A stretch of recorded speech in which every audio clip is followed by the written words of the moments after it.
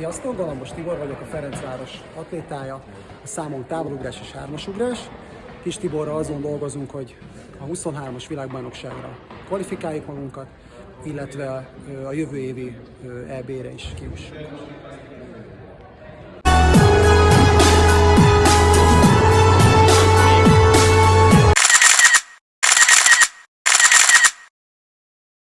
Verseny előtt van-e bármi szokásod, babonád?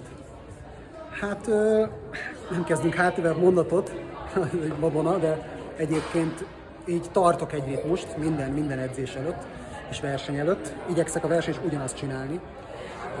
Ami igazából az étkezés stabilizálása, hogy mindig ugyanakkor eszek, illetve hogyha a verseny más időpontban van, mint az edzés, akkor is tartom azt az időintervallt, hogy verseny előtt egy 4 órával táplálkozok utoljára, illetve az alvás, hogy meglegyen a 7-8 óra verseny előtt. Illetve a babona, hogy nem mélyülök bele a verseny előtt ilyen takarításba, meg minden, akkor nagyon-nagyon bepörgök, és azt nem. Természetes módon szeretek élni így versenyek előtt. Verseny előtt szoktál-e zenét hallgatni? Ha igen, mit? Hát én nagyon-nagyon hogy is mondjam, intenzív a lelki világom, és hamar be tudok pörögni, ezért igyekszem a zenét elvetni verseny előtt, mert van, hogy 2 órával akár verseny előtt bepörgök, és az nem jó, úgyhogy elvonom magamtól a zenét, és a versenyen, igaz, ha most ezt visszanézik a bírók, akkor ezt tudni fogják, hogy ez egy vicces téma, mert engem mindig elkapnak, és megintenek sárgalappal, mert versenyen nem szabad zenét hallgatni, de én nagyon szeretek. Van-e kedvenced, példaképed, vagy akire felnézel? Természetesen van. Régen mindig külföldi atlétákat néztem. Magyar atlétákat, etalonok voltak, akik körbevettek, akik idősebbek voltak nálam. De most így egy idősebb fejjel azt kell, hogy mondjam, hát az édesapám az mindig így az etalon számomra, de az edzőm Kis Tibor. Hát a legnagyobb álmom, hogy az ő csúcsát megdöntsem, illetve minden csúcsát, minden rekordját, ami az atlétikában van. Mi vagy kinek a hatására kezdtél sportolni? Egyszerűen valahogy nélkülözhetetlen volt az életemben. Tehát úgy nőttem föl, mondhatom megint, hogy sokan ismernek, hogy nem lehetett lenülni. Mindig mozogtam, futottam, meg voltam őrülve, és ezért szerintem, amióta megszülettem, mondjuk azt 1 évesen kezdtem el járni, onnantól fogva mindig sportoltam. Édesapám sportolt, ő futballista volt, ezért ösztönszerűen, meg a legjobb példából adódóan én mindig mozogtam, és így 3-4 éves koromtól fogva folyamatosan úszás, foci, pingpong, kosárlabda, mindent akartam csinálni, és mindig én mindenben én akartam lenni a legjobb. Ma is így van, csak az atlétika az 12 éves kortól kezdődött, és az aktívan napjainkig kitart. Miért pont az atlétika? Azon belül miért a saját számod?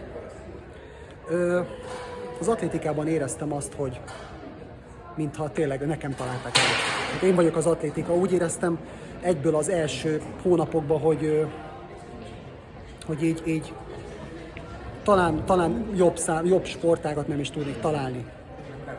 Tudok ugrani, lehetek gyors, igaz, én nem voltam gyors atléta gyerekként, de hamar az ugrószámokra találtam, és minden ugrószámmal megismerkedve tudtam elérni sikereket gyerekként, és az, hogy a gyereknek a nyakába érmet akasztanak, az szerintem a legcsodálatosabb dolog, nem is kell más. És az élmények, a barátságok, baráti kapcsolatok, amik kialakultak, azokat nem is kell, hogy mondjam, mert azt mindenki tudja, aki sportol, hogy az magától jönnek, illetve a saját számom, hát tudok mondani neveket, most igaz, a kérdésben nincs benne az, hogy nevekről kéne beszélni, de igazából akik így előttem voltak, Cingler Zsolt, Ordina Tibor, a férfiak között Ajkler Zita, a hölgyeknél Ajkler Zita, illetve ott volt a Vaszi Tünde. Ahogy ugrottak, az számomra a felszabadulás, a mennyország az atlétikának, és mindig azt akartam, hogy én is hagy ugorjak. És azért mondom a hölgyeket is, mert gyerekként óriási volt. Azért látni közel 7 métert ugrani egy nőt is, meg hát a férfiakat, akik távolba és hármas ugrottak, az csoda volt. Ezért én úgy éreztem, ezt akarom csinálni. A hármas ugrás meg valahogy elkezdtem utánozni edzésen, és kiszúrták, hogy valamiért ezt csinálom, és az onnantól fogva nem lehetett kiverni a fejemből. Így mindig csak az ugrószámok körül forgott az élet. Kedvenc verseny, melyik, hol és miért? Magyarországon, mondjuk azt, hogy Magyarországon a kedvenc versenyem, hát a magyar bajnokságnál nincs is komolyabb verseny, mert annak megvan a varázsa. Oda valahogy az ember mindig másképp készül. Mindig megoldódik a probléma, esetleg a formával van gond. Tehát ott mindig a legjobbat tudja nyújtani az ember. Épp ezért ez, vagy pedig, ami még nagyon-nagyon jó, azok általában a Gyulai Memoriál, illetve az utcai versenyek. Az utcai versenyek sajnos nem mindig valósulnak meg, de a Gyulai Memoriál. Edzőtáborokat szeretem-e, illetve van-e kedvenc edzőtábor? Hát én úgy nőttem föl, hogy azért mentünk egy évben 2-szer edzőtáborozni, és eleinte itt Magyarországon, utána pedig mindig külföldön voltunk, és az, hogy külföldön készülhetünk egy másik univerzumba, és nem a hazai környezetbe, az úgy gondolom egy sportolónak nélkülözhetetlen. Megszakod az ördögi kör, amiben mozogsz, az egy kicsikét frusztráló tud lenni hosszú távon, úgyhogy külföldön, én Lignánóban voltam a legtöbbet fiatalon, és az valahogy az így napjainkig így kitart az érzés, és sokszor emlegetjük a régi atlétákkal, a mai atlétákkal is. Illetve mostani fejjel nagyon szeretek külföldön menni bárhova, csak legyen másik környezet. Igazából a beleki edzőtábornál, illetve a tenerifei edzőtábornál nem igazán találkoztam jobban, ez a kettő nagyon jó. Illetve legyen meleg, azért, hogy legyen meleg nagyon a helyszínen. Mennyi az aktuális világcsúcs a saját számodban? Hát ha ezt nem tudnám, akkor nagy baj lenne. Elfelejtettem. Nem, tudom pontosan, hát 3-as ugrásban 18-29 Jonathan Edwards tartja, 1995 Göteborgba ugrotta. Távolugrásra pedig Mike Powell, még hozzá Atlantában ugrotta. Várjunk csak, bocsánat, Atlantában? De, igen, Atlantában ugrotta, 8.95.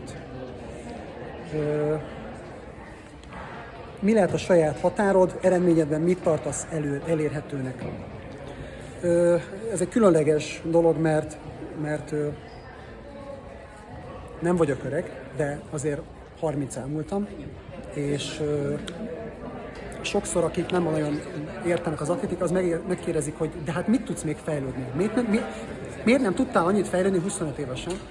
És én erre csak azt tudom mondani, hogy közel 20 év munkája most ért el oda, hogy igazán jól tudjon lenni minden. Annyi összetevő, még ennyi idős fejjel és annyi újdonság, impulzus ér, hogy talán most összegződik. De ebben benne van minden, ez a családi élet, mentális oldal, edző. Most jutottunk el arra a szintre, hogy most lehet igazán alkotni, úgyhogy így a mutatók is, statisztikailag is minden azt mutatja, edzésem, illetve meg hogy mindenben, hogy most van itt az idő. Sport utáni terveid vannak, illetve foglalkozom már most vele, vagy majd később? Hát természetesen vannak tervek, és érdekes, hogy pont mostában akadtam, mert nem szeretném abba hagyni még az atlétikát, de izgalommal tud így ellátni maga a gondolat is az, hogy ha befejezem az atlétikát, akkor lesz teendőm bőven. Szóval nem az van, hogy most újra kezdeni valahol nulláról. Szerencsére itt a Ferencvárosban már azon voltam, hogy kapcsolatokat építsek, így sportolóként is már azért dolgozok, úgyhogy így nem teljes erőbedobással, de muszáj volt így belemeríteni magam, hogy később ne nulláról kezdjek. És hát azért így a sport vonalán szeretnék így mozogni, mint egészségügyi vonalon, illetve mint edzői vonalon is, illetve vannak ötletek vállalkozás gyanánt is, úgyhogy van bőségesen, de ezeket mind majd akkor fogom tudni, hogyha majd így leálltam. Egyelőre, hát sokszor azon mondom, hogy de jó lenne, mennyi ötletem van, meg megkeresnek, és akkor nehéz, mert nemet kell mondanom, szóval bőven lesz teendőm, és van tervem, igen.